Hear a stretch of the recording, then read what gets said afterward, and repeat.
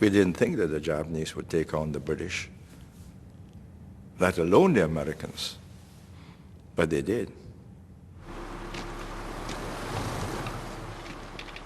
An hour before their planes hit Pearl Harbor, the Japanese invaded Malaya.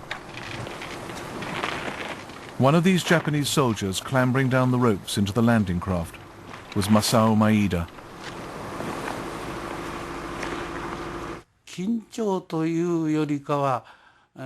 I wasn't really nervous. I was rather confident because ours was seen as a crack regiment.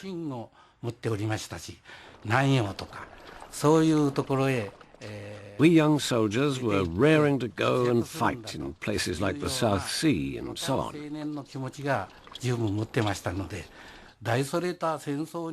We didn't think it would be an enormous war.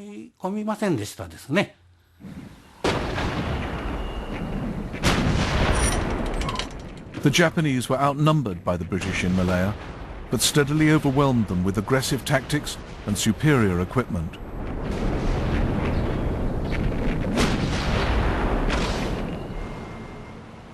The Royal Navy sent its new battleship Prince of Wales and the battlecruiser Repulse. But 3 days into the Pacific War, both were sunk by the Japanese Air Force.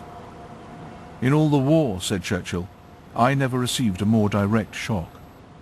I mean, we just didn't believe it. It was impossible to believe. But there it was. And for the first time, one suddenly realized that one was up against a first-class power. The Japs, they were the rulers of the sky. Our blokes went up there, the RAF, and the Japs just made rings round them. Poor sods just got wiped out as they went up. They went up, never came back. They said that tanks could not be used in Malaya, and they came down with loads of tanks, and all we had against them was armoured cars. They were going in against the tanks and they're just blew to bits. So we had the tanks to put up with, the Air Force, their Air Force, and the Japanese Navy around the place. So it began to be a one-way trip all the way down.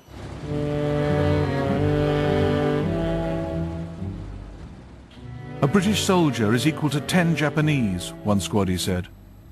But unfortunately, there are 11 Japanese. A cartoon in Punch, mid-January 1942, dismissed the Japanese as monkeys, pecking down trouble for themselves. The truth was, they were the masters in the jungle, and in Malaya.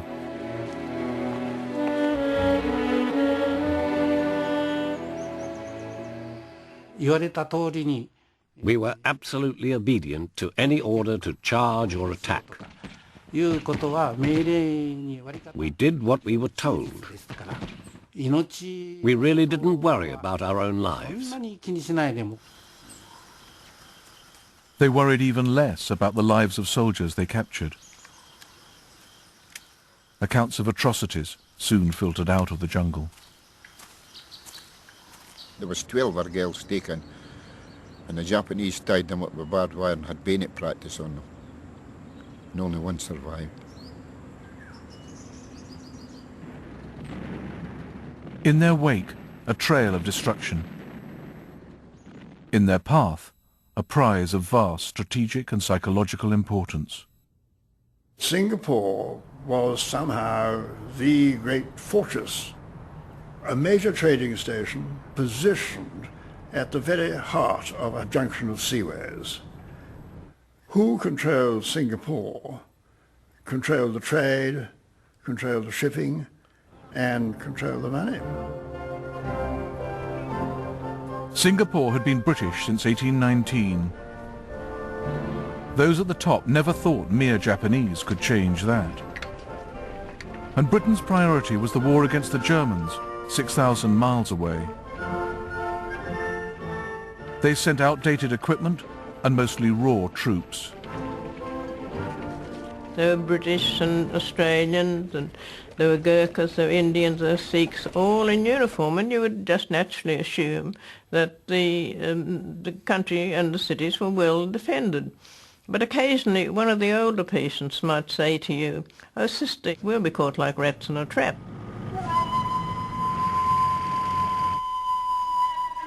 The Japanese forged down the Malay Peninsula, closing in on Singapore. Just ahead of them, 30,000 British and Commonwealth troops retreated across the narrow causeway onto Singapore Island.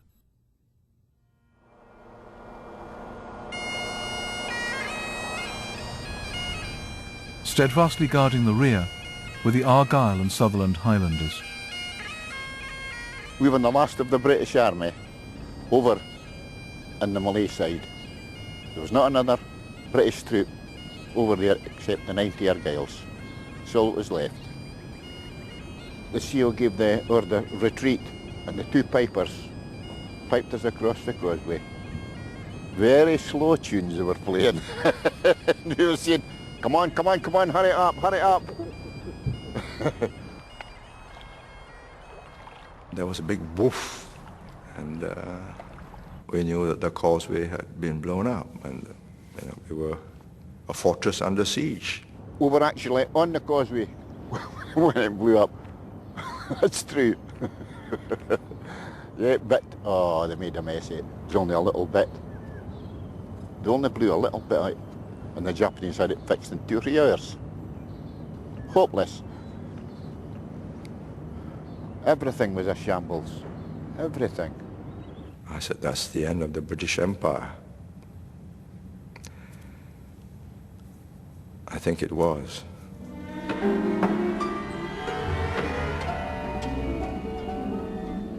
There were cases of desertion in the British, Indian and Australian ranks as the Japanese proudly pressed on into Singapore. We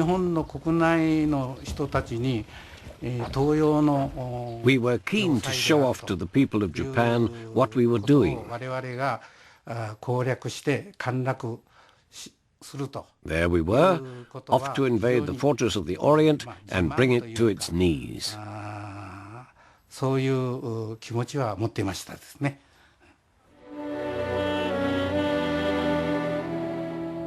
Allied ships docked at Singapore till the 11th hour, delivering troops who would be captured without firing a shot and evacuating civilians. For many of them, it was a jump from frying pan into fire. Ships were sunk, their passengers drowned or taken prisoner.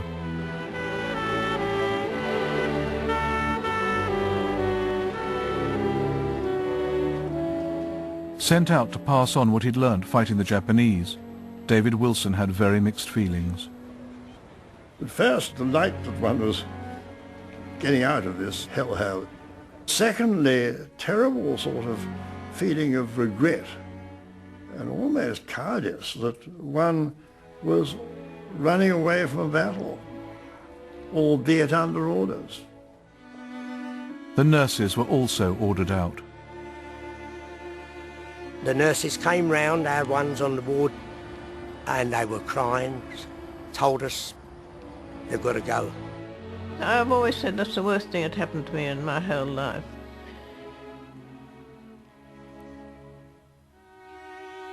They said, you know, goodbye, good luck.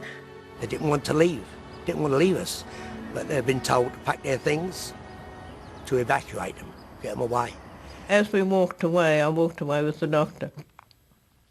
They were still calling out, "Goodbye, good luck, sister," and then almost an inaudible voice said, "Good luck, sister, she'll need it."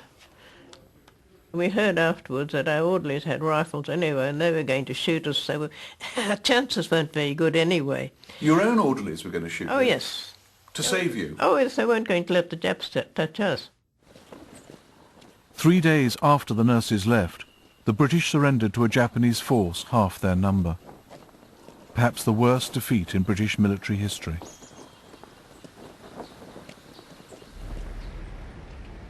A 130,000 British and Commonwealth troops became prisoners of war. Many died. All suffered.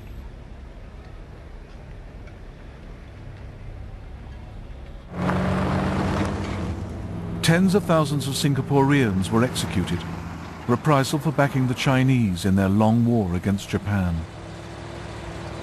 It was all darkness. the world that we knew had disappeared.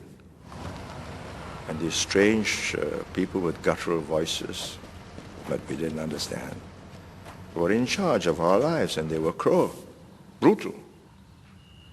It was the Dark Ages come to us, descended on us. A unit of the Japanese 18th Division came along this railway line and up the slope to the Alexandra Hospital. Dick Lee was one of many wounded crammed in a corridor on mattresses. He became aware of a huge Japanese soldier, bristling with weapons, towering over him. And as he looked at me and I looked up at him, he grinned, and he had a gold filling. You can see it now on the left as he grinned, you know, like that. I could see that gold. And of course, I don't know whether I smiled back, mate. It did, because I was shitting myself anyway. You know what I mean? You're not brave. You're not brave in these circles. You can't run anywhere. You can't defend yourself. What's going to happen to me? And you're feeling weak. You lost blood. You're knackered. But you get that butterfly feeling. What's going to happen here? 60 years on, Dick Lee returns to the Alexandra Hospital in Singapore. While he was looking down at me, his friend had noticed an Australian soldier, wounded, coming down the stairs here with his arm in a sling. He had no jacket on at the top, just a pair of pyjama trousers, so his body was bare. As he come down the stairs, the second nip,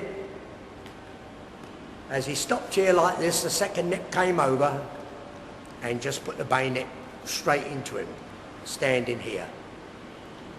As he stepped back and walked away, then I saw the Australian put his other hand up in front of the wound, and the blood was all running out of his fingers, and he just collapsed on the floor. The Japanese ignored Dick Lee and went on a rampage. They slaughtered the wounded. They machine-gunned 9 orderlies who died pointing in vain to their Red Cross armbands.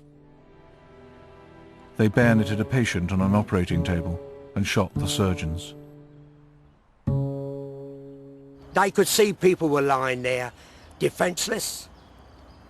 I couldn't imagine in my wildest dreams our blokes ever going in and doing what they done.